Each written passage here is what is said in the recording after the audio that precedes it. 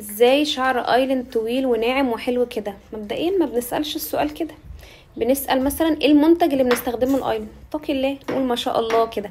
عموما تعالي وهقولك ايه المنتج اللي انا بستخدمه لشعر ايلاند. انتي بالصدفه بتكلميني اصلا وانا لسه مديه ايلاند شاور. وريها يا ايلاند الشامبو بتاعك اللي انتي بتستخدميه.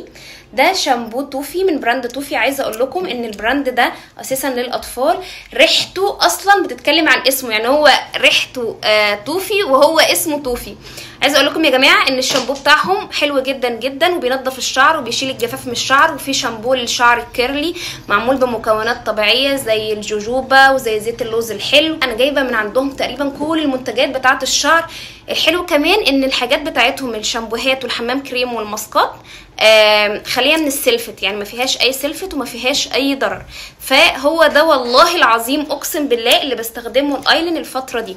تمام، انا جايبه لهم كل المجموعه وجايبه لهم الشاور جل كمان. عايزه اقول لكم الحاجه ريحتها تحفه. هي لسه واخده شاور هي وايان، هتلاقوا ايان كده بيعدي في النص.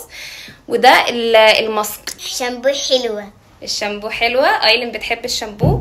عايزه اقول لكم ان هم عندهم حمام كريم وعندهم بلسم وعندهم السيرم ده. السيرم ده بيكثف الشعر وبيتقله وبيديله قوه جميله جدا. بصوا عشان يعني شكل الازازه عامل ازاي. بس السيرم ده انا بستخدمه لايان.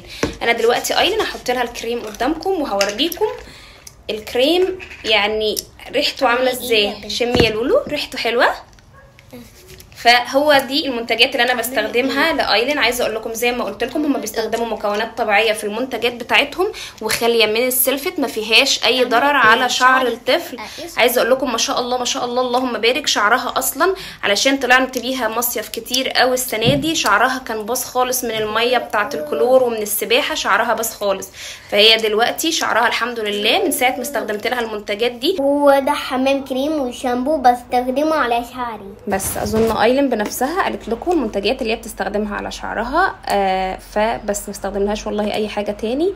وعايزه اقول لكم شعرها، بصوا الكريم مخلي شعرها عامل ازاي ما شاء الله اللهم بارك. بجد المنتجات حلوه جدا.